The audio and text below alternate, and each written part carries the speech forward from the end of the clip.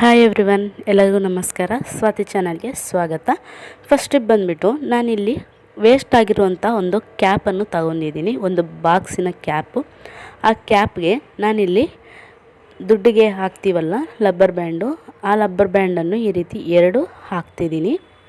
ಈ ರೀತಿ ಕ್ಲೀನಾಗಿ ಹಾಕಿ ನಾನು ವಿಡಿಯೋದಲ್ಲಿ ತೋರಿಸುವ ರೀತಿ ಈ ರೀತಿ ರಬ್ಬರ್ ಬ್ಯಾಂಡನ್ನು ಹಾಕಿ ಇದನ್ನು ನಾವು ಏನಕ್ಕೆ ಯೂಸ್ ಮಾಡಬೇಕಂದ್ರೆ, ಈ ರೀತಿ ನಾವು ಪಾತ್ರೆಗಳನ್ನು ತೊಳೆಯುವಂಥ ಟೈಮಲ್ಲಿ ಸೋಪ್ಗೆ ಈ ರೀತಿ ನೀರೆಲ್ಲ ಹಾಕಿ ಈ ರೀತಿ ಫುಲ್ ಕರಗೋಗುತ್ತೆ ಮತ್ತು ಸೋಪ್ ಕೂಡ ಬೇಗ ಆಗೋಗುತ್ತೆ.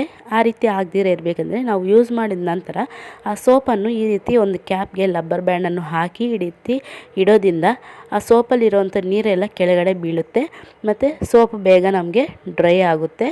ಈ ರೀತಿ ಕ್ಲೀನಾಗೆ ನಾವು ಎಷ್ಟು ದಿನ ಆದರೂ ಸೋಪು ನಮಗೆ ಬಾಳಿಕೆ ಬರುತ್ತೆ. ನೆಕ್ಸ್ಟ್ ಟಿಪ್ ಬಂದುಬಿಟ್ಟು ನಾನಿಲ್ಲಿ ಈರುಳ್ಳಿಯನ್ನು ತಗೊಂಡಿದ್ದೀನಿ. ಈರುಳ್ಳಿಯನ್ನು ನಾವು ಕಟ್ ಮಾಡಿದ ನಂತರ ಅದರ ಸಿಪ್ಪೆಯನ್ನು ಬಿಸಾಕ್ತಾ ಇರ್ತೀವಲ್ಲ, ಆ ಸಿಪ್ಪೆ ನಮಗೆ ಯಾವ ರೀತಿ ಉಪಯೋಗ ಬರುತ್ತಂದರೆ, ನಾವು ಕೋಳಿ ಮೊಟ್ಟೆಯನ್ನು ನಾವು ಬಾಯ್ಲ್ಡ್ ಮಾಡುವಂಥ ಟೈಮಲ್ಲಿ ಈ ಈರುಳ್ಳಿ ಸಿಪ್ಪೆಯನ್ನು ಅದರಲ್ಲಿ ಹಾಕಿ ಚೆನ್ನಾಗಿ ಕುದಿಸಿದ್ರೆ ನಮಗೆ ಈರುಳ್ಳಿ ಕೋಳಿ ಮೊಟ್ಟೆಯನ್ನು ಸಿಪ್ಪೆ ತೆಗೆಯೋಕ್ಕೆ ನಮಗೆ ಈಸಿ ಆಗುತ್ತೆ ಮತ್ತು ಚೆನ್ನಾಗಿ ಬಾಯ್ಲ್ಡ್ ಆಗುತ್ತೆ. ಈ ರೀತಿ ಯಾವತ್ತಾದರೂ ನೀವು ಕೋಳಿ ಮೊಟ್ಟೆಯನ್ನು ಬಾಯ್ಲ್ಡ್ ಮಾಡುವಂಥ ಟೈಮಲ್ಲಿ ಈರುಳ್ಳಿ ಸಿಪ್ಪೆಯನ್ನು ಹಾಕಿಬಿಟ್ಟು ಚೆನ್ನಾಗಿ ಕುದಿಸಿದ ನಂತರ ನಾವು ಸಿಪ್ಪೆಯನ್ನು ತೆಗಿಬೇಕು. ನೆಕ್ಸ್ಟ್ ಟಿಪ್ ಬಂದುಬಿಟ್ಟು ನಾವು ಈ ರೀತಿ ಹಾಲನ್ನು ತಂದಿರ್ತೀವಿ, ಮಾರ್ನಿಂಗ್ ಬಿಸಿ ಮಾಡಿರ್ತೀವಿ ಮತ್ತು ಈವ್ನಿಂಗ್ ಮರ್ತಿರ್ತೀವಿ, ಇಲ್ಲಾಂದರೆ ನೆಕ್ಸ್ಟ್ ಡೇ ಹಾಗೆ ಇರುತ್ತೆ ಹಾಲು ಮತ್ತು ಡೈರೆಕ್ಟಾಗಿ ನಾವು ಹಾಲನ್ನು ಈ ರೀತಿ ಬಿಸಿ ಮಾಡುವಂಥ ಟೈಮಲ್ಲಿ ನಮಗೆ ಹಾಲು ಬೇಗ ಒಡೆದೋಗುತ್ತೆ. ಆ ರೀತಿ ಒಡೆದೋಗ್ದಿರೇ ಇರಬೇಕಂದ್ರೆ ಸ್ವಲ್ಪ 1-2-3 ಡ್ರಾಪ್ಸು ನಾವು ಕೊಬ್ಬರಿ ಎಣ್ಣೆಯನ್ನು ಹಾಲಲ್ಲಿ ಹಾಕಿ ನಾವು ಈ ರೀತಿ ಬಿಸಿ ಮಾಡೋದ್ರಿಂದ ನಮಗೆ ಹಾಲು ಒಡೆದೋಗೋದಿಲ್ಲ. ಎಷ್ಟು ದಿನ ಆದರೂ ನಮಗೆ ಅದು ಫ್ರೆಶ್ ಆಗಿರುತ್ತೆ. ಈ ರೀತಿ ಟ್ರೈ ಮಾಡಿ.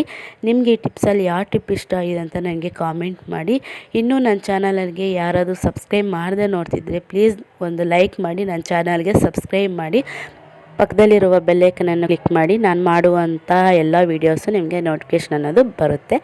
ನೆಕ್ಸ್ಟ್ ಟಿಪ್ ಏನು ಅಂತ ನೋಡೋಣ.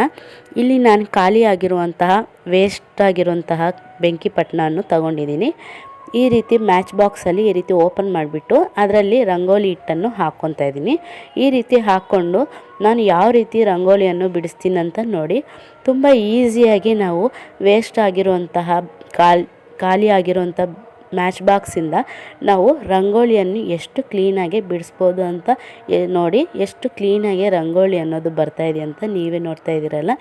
ಇದೇ ರೀತಿ ಒಂದು ರಂಗೋಲಿಯನ್ನು ನಿಮಗೆ ಹಾಕಿ ತೋರಿಸಿದ್ದೀನಿ. ಇನ್ನೊಂದು ಕೂಡ ನಾನು ಹಾಕಿ ತೋರಿಸ್ತೀನಿ ನೋಡಿ. ಎಷ್ಟು ಕ್ಲೀನಾಗಿ ನಮಗೆ ರಂಗೋಲಿ ಅನ್ನೋದು ನೀಟಾಗಿ ನಮಗೆ ಬರುತ್ತೆ. ನಾವು ಕೈಯಲ್ಲಿ ಹಾಕಿರುವಂಥ ರಂಗೋಲಿ ಕೂಡ ಇಷ್ಟು ನೀಟಾಗೆ ಬರೋದಿಲ್ಲ. ಅಷ್ಟು ನೀಟಾಗೆ ನಮಗೆ ಈ ಮ್ಯಾಚ್ ಬಾಕ್ಸಿಂದ ರಂಗೋಲಿಯನ್ನು ಅಷ್ಟು ಕ್ಲೀನಾಗಿ ಬಿಡಿಸ್ಬೋದು. ಈ ರೀತಿ ಮನೆಯಲ್ಲಿ ಇಲ್ಲ ತುಳಸಿ ಗಿಡದ ಹತ್ರ ನೀವು ಯಾವತ್ತಾದರೂ ಈ ರೀತಿ ರಂಗೋಲಿಯನ್ನು ಹಾಕಬೇಕಾದ್ರೆ ಈ ರೀತಿ ಮ್ಯಾಚ್ ಬಾಕ್ಸ್ ಸಹಾಯದಿಂದ ನೀವು ಒಂದ್ಸರಿ ಹಾಕಿ ನೋಡಿ. ತುಂಬ ಕ್ಲೀನಾಗಿ ರಂಗೋಲಿಯನ್ನು ನೀಟಾಗಿ ಬಿಡಿಸ್ಬೋದು. ನೋಡಿದ್ರಲ್ಲ, ನಿಮಗೆ ಈ ಟಿಪ್ಸ್ ಎಲ್ಲ ಇಷ್ಟ ಆಗಿದೆ ಅಂದ್ಕೊಂಡಿದ್ದೀನಿ. ಇಷ್ಟ ಆಗಿದ್ದರೆ ಪ್ಲೀಸ್ ನನಗೆ ಒಂದು ಲೈಕ್ ಮಾಡಿ, ನನ್ನ ಚಾನಲ್ಗೆ ಸಬ್ಸ್ಕ್ರೈಬ್ ಮಾಡಿ, ಪಕ್ಕದಲ್ಲಿರುವಂಥ ಬೆಲ್ಲೈಕನನ್ನು ಕ್ಲಿಕ್ ಮಾಡಿ. ನಾನು ಮಾಡುವಂಥ ಎಲ್ಲ ವೀಡಿಯೋಸು ನಿಮಗೆ ಬರುತ್ತೆ. ಪ್ಲೀಸ್ ನನ್ನ ಚಾನಲ್ಗೆ ಸಪೋರ್ಟ್ ಮಾಡಿಬಿಟ್ಟು ನಿಮ್ಮ ಫ್ರೆಂಡ್ಸ್ ಫ್ಯಾಮಿಲಿ ಮೆಂಬರ್ಸ್ಗೆ ಸಬ್ಸ್ಕ್ರೈಬ್ ಮಾಡೋಕ್ಕೆ ಹೇಳಿ. Thanks for watching.